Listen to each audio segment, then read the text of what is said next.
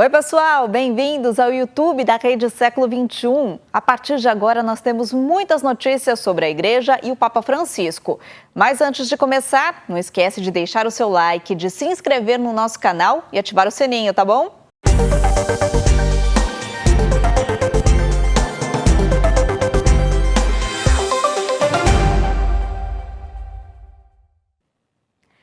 Olá, no ar, o Século News, edição especial. Hoje você vai ver a preparação do Papa para a viagem apostólica ao Iraque. Tem também o alerta de especialistas sobre o uso excessivo de celulares. E ainda a JMJ de Lisboa já tem um hino oficial. No Ângelus do último domingo, o Papa Francisco disse que a velhice é um dom e que os avós são um elo entre as gerações. Ele instituiu o Dia Mundial dos Avós e dos Idosos em toda a Igreja. Durante o Ângelus, o Papa refletiu sobre a autoridade de Jesus, que não era como dos fariseus. Jesus predica com autoridade própria. Jesus prega com autoridade própria, como quem possui uma doutrina que vem de si mesmo, e não como os escribas, que repetiram tradições anteriores e receberam leis. Eles repetiam palavras, palavras, palavras, apenas palavras, como cantava a grande mina.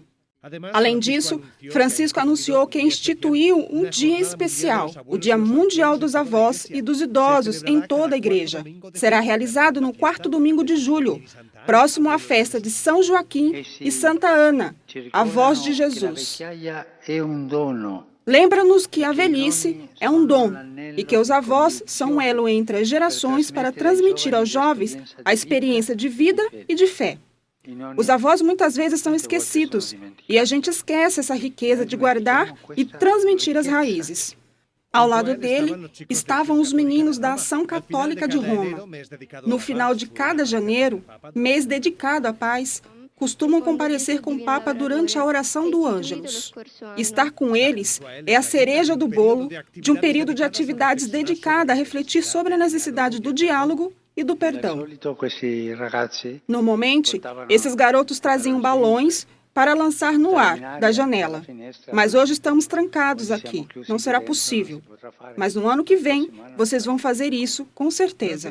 Francisco também pediu para viver intensamente a da festa de 2 de fevereiro, dia de apresentação de Jesus no templo, onde o Evangelho narra a cena do encontro entre o antigo Simeão e a Sagrada Família. Por isso, o Papa disse que este dia também pode ser vivido como uma celebração de encontro entre jovens e idosos. No Dia da Memória, o Papa Francisco falou que devemos sempre lembrar do Holocausto para que isso não volte a acontecer. A audiência geral coincidiu com o Dia Internacional em Memória do Holocausto. O Papa Francisco disse que é essencial não esquecer essa tragédia. Lembrar é uma expressão de humanidade. Lembrar é um sinal de civilidade. Recordar é condição para um futuro melhor de paz e fraternidade. O Papa pediu para refletir sobre como o Holocausto começou. Ele diz que é importante evitar a repetição dos erros do passado. Stare attenti, perché queste cose possono succedere. Lembrar também é ter cuidado, porque essas coisas podem acontecer novamente. A começar por propostas ideológicas que buscam salvar uma nação e acabam destruindo-a e a humanidade. Observe com atenção como este caminho de morte, de extermínio, de brutalidade começou. Questa strada di morte, di sterminio, di brutalità. O Papa Francisco visitou Auschwitz durante sua viagem à Polônia em 2016. Lá, ele orou enquanto contemplava o lugar onde milhares de pessoas foram tratadas e assassinadas de forma desumana. Talvez seja por isso que o Papa costumava beijar as mãos daqueles que sobreviveram ao Holocausto. É um gesto simbólico que vai muito além do respeito. Você sabia que tem um centro franciscano em Roma que preserva a sala de São Maximiliano Kolbe? Vamos ver. Há mais de 100 anos, esta sala simples no que hoje é o Colégio Internacional dos Franciscanos Conventuais de Roma marcou um dos momentos mais importantes da vida de São Maximiliano Kolbe, quando ele era estudante. Aqui, ele e 6 irmãos fundaram a Milícia da Imaculada, também conhecida como os Cavaleiros da Imaculada. Eles estavam aqui, exatamente onde estou sentado. A imagem de Nossa Senhora da Imaculada estava no centro, ao lado de 2 velas. Os 7 estavam aqui, ao redor. Eles fundaram a Milícia da Imaculada num momento muito difícil para a Igreja e, eu diria, para toda a humanidade. Foi no meio da Primeira Guerra Mundial, um período muito dramático. Os retratos de São Maximiliano Kolbe e seus companheiros vigiam a sala onde, em 16 de outubro de 1917, eles realizaram seu desejo de ajudar a Igreja através da oração e da evangelização com a ajuda de Nossa Senhora. Durante este período, algo muito doloroso para Roma e todos os católicos aconteceu. Houve ataques contínuos contra o Papa, contra a Igreja. Não foram ataques militares, mas protestos contínuos que chegaram até mesmo ao Vaticano. O Papa e a Igreja estavam sendo ameaçados. Esta sala contém o que pode ser considerado um tesouro, uma das poucas relíquias de primeira classe do santo franciscano. As relíquias são fios de cabelo de São Maximiliano. Alguns podem se perguntar como é possível que os tenhamos, já que seu corpo foi queimado depois que ele morreu em Auschwitz. Acontece que antes de morrer, um frade cortou seus cabelos e sua longa barba. Ele os guardou porque estava ciente da santidade de São Maximiliano. Essas relíquias são preservadas junto com um hábito franciscano usado pelo fundador da Milícia da Imaculada durante sua estada em Roma. Muitas pessoas consideram São Maximiliano Kolbe um dos heróis de Auschwitz, porque ele carregou uma mensagem de amor no meio de uma tempestade, escolhendo a morte imediata para salvar a vida de um pai de família. O Papa Francisco deve encontrar algumas das autoridades muçulmanas mais importantes do mundo na viagem que vai fazer ao Iraque. Eles vão discutir a convivência pacífica entre as religiões. O Vaticano continua a se preparar para a viagem do Papa ao Iraque, que está marcada para 5 a 8 de março. O cardeal de Bagdá, patriarca Luís Rafael Sacco, anunciou que o Papa também visitará a cidade sagrada de Najaf, a terceira mais importante para os muçulmanos xiitas, depois de Meca e Jerusalém.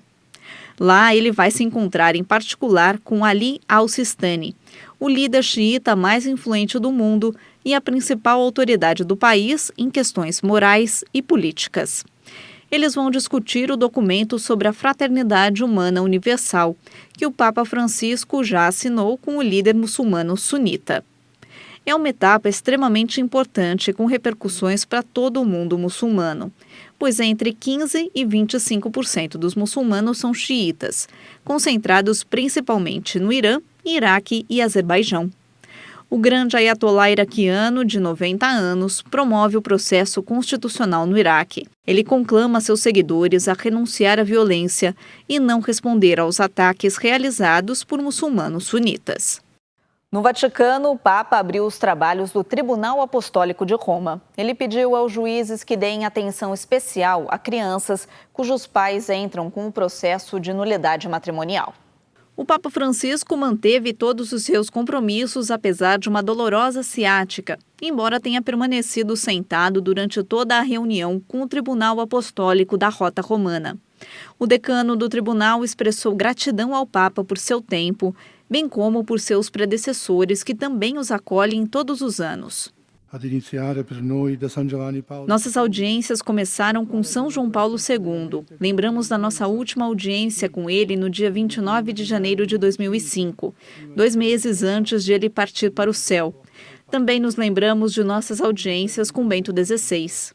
O Papa Francisco refletiu sobre a importância de dar atenção pastoral aos filhos de pessoas com casamentos declarados nulos, sobretudo quando um dos cônjuges não aceita a decisão.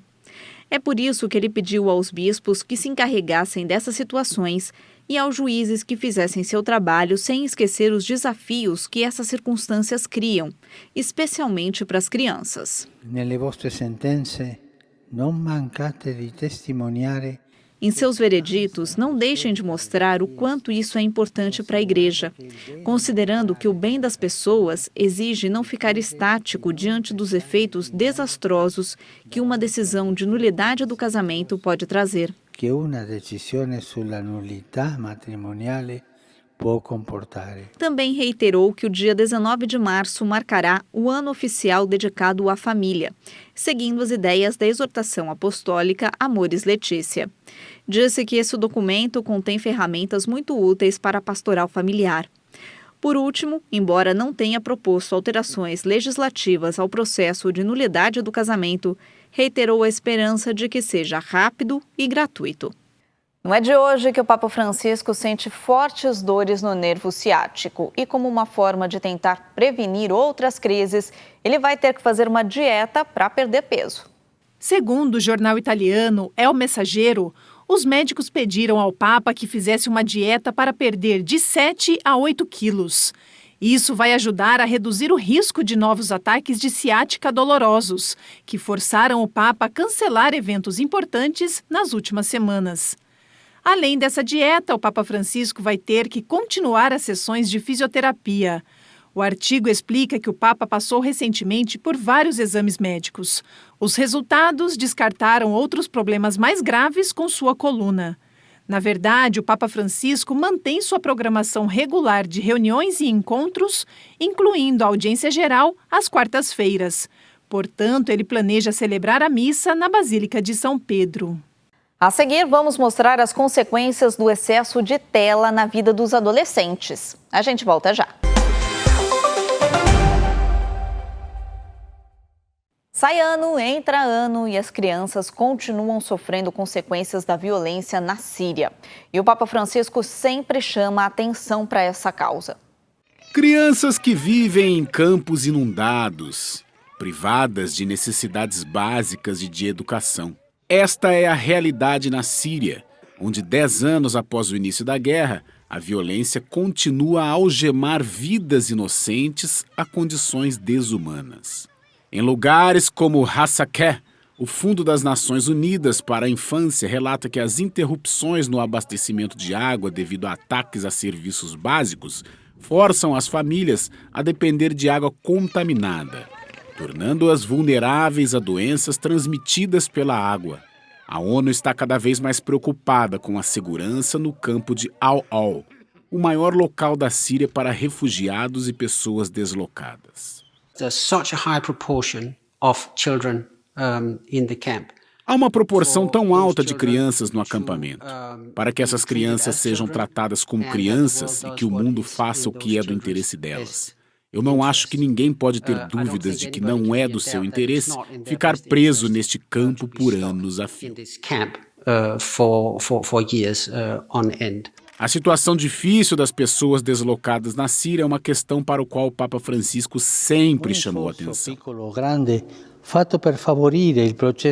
Todo esforço, pequeno e grande, feito para avançar o processo de paz é como colocar um tijolo para a construção de uma sociedade justa, aberta para acolher os outros e onde todos possam encontrar um lugar para viver em paz. A Unicef e outras organizações humanitárias estão pedindo financiamento para continuar a fornecer apoio a pelo menos 4,7 milhões de crianças que precisam de assistência humanitária.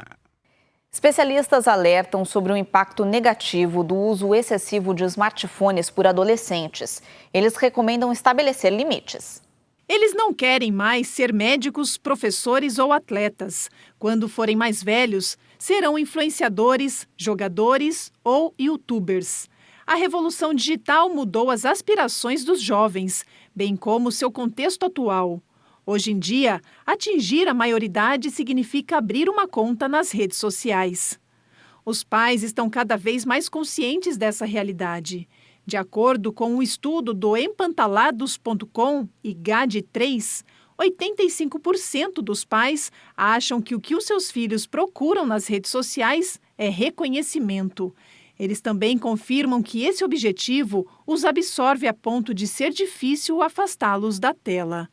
É por isso que os especialistas recomendam estabelecer limites.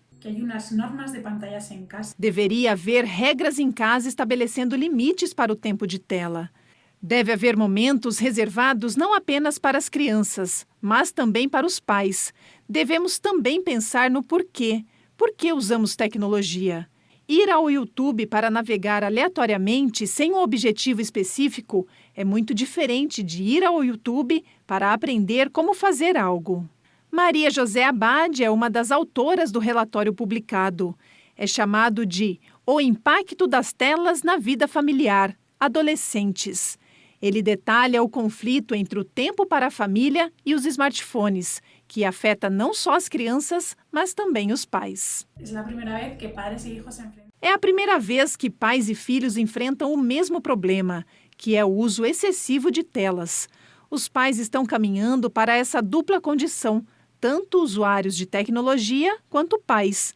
E se dar o exemplo é tão importante em todas as facetas da educação, é ainda mais nesse contexto digital. Para contrastar o desequilíbrio que um ambiente digital pode causar nas crianças, os especialistas propõem cultivar um senso saudável de autoestima, relacionamentos sociais reais e habilidades que a tecnologia não ajuda a desenvolver, como habilidades de pensamento crítico.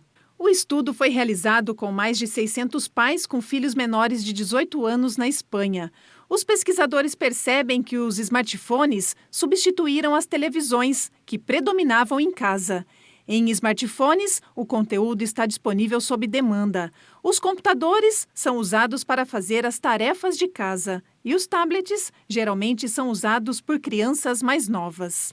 Depois do intervalo, você vai conhecer o hino oficial da próxima JMJ. É daqui a pouquinho.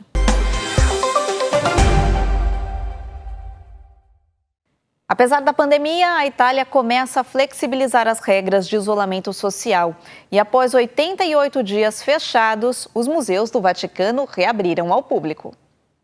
Os museus do Vaticano reabriram ao público em 1º de fevereiro, após 88 dias de paralisação. Nos chamados Museus do Papa, existem medidas de segurança sanitária, máscaras faciais, desinfetante para as mãos, distâncias interpessoais. Os visitantes também deverão reservar os ingressos com antecedência.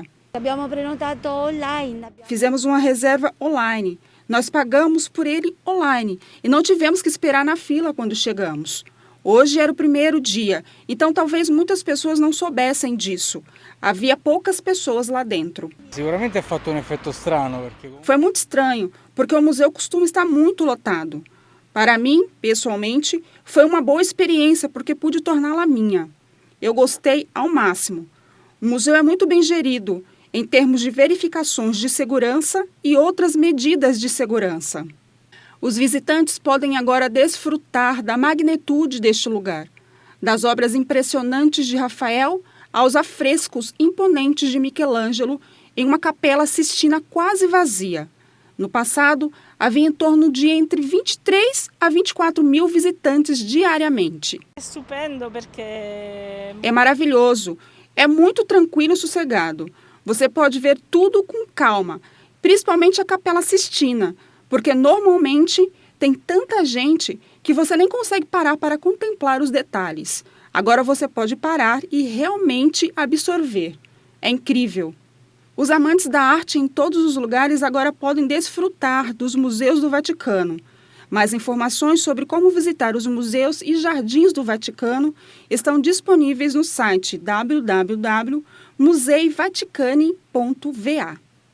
E para encerrar, eu te convido a conhecer a música tema oficial da JMJ Lisboa 2023.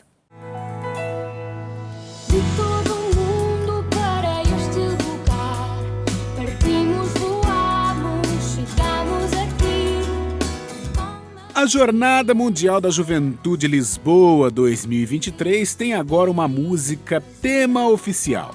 Foi inspirado pelo Sim de Maria e sua visita à prima Isabel.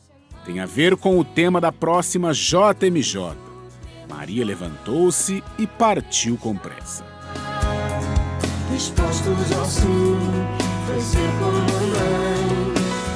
Há uma corrida no ar. Foi escolhido por meio de um concurso. As letras foram escritas por Padre João Paulo Vaz e a música de Pedro Ferreira, ambos de Coimbra.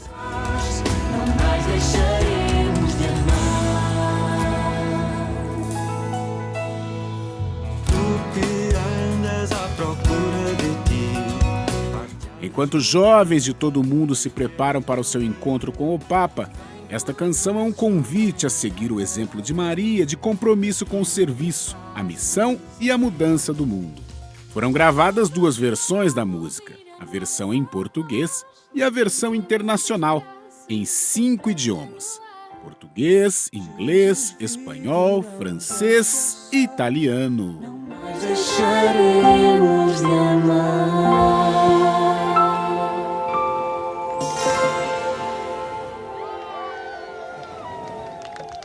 Gostou do programa? Já sabe, né, que pode rever todo esse conteúdo lá na telinha da TV logo mais às 5 da tarde.